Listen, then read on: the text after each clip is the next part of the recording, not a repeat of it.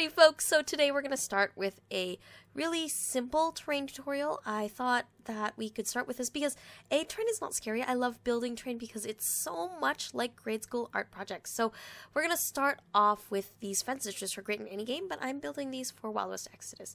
Now we're going to start by chopping up some sticks. These are soap stirrers. You can find them in the soaps making section of Michael's, but you can also use coffee stirrers. And I'm just cutting them down to size about an inch per section, but I'm kind of varying some of the lengths a little bit so that you get this irregular and organic look. After I've cut them up, I'm going to kind of line them up so the bottoms are straight-ish, and this is the base I'm going to be using. I'm using an old recycled plastic base from an old like fantasy movement tray, which are no longer in use, so I can feel free to chop these up and make them perfect for terrain bases, and glue them down with some toothpicks. Now this is what's going to hold them together. I'm using super glue and I'm using accelerant. You can pretty much use whatever you want, though. If you want to use white glue, you'll get a nice solid bond out of it, but you do have to wait for it. And I'm kind of impatient, so I'm just using accelerant and super glue. And I'm kind of letting the toothpicks hang over as I lay them down. I'm going to chop them down later anyway, so it's not a big deal. Once everything is nice and kind of constructed, I'm going to glue it down to the base. We can really pretty much use whatever you want for that base. I'm using old plastic chunks that I've got left over from movement trays, but you can use cereal boxes or leftover cardboard from whatever. Honestly, terrain bases are super easy as long as it's a nice flat sturdy surface that you can kind of chop and cut to shape. That's all you really need. And again, just using some super glue to glue it all down. And once that's done, you kind of have a fence. After that, we're just going to go right into painting this thing. All I'm going to do is I'm going to mix some Army Painter bottled shades.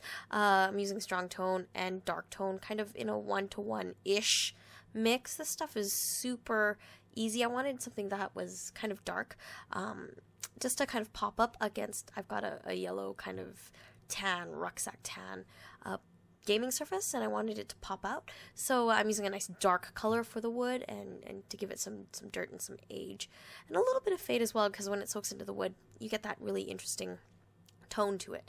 Now all I'm going to do is apply the shade heavily, very heavily. You can do a couple coats if you want to. If you don't want to mix a shade, you can pretty much buy wood stain anywhere and use that. It's just as good. I know that IKEA sells these whole jugs of them for super cheap, really easy and small enough to use reasonably for terrain as well. I like to use hardware store paints and stuff for terrain just because it's just a little bit cheaper than using model paints, that's for sure, especially if you're doing a lot of stuff.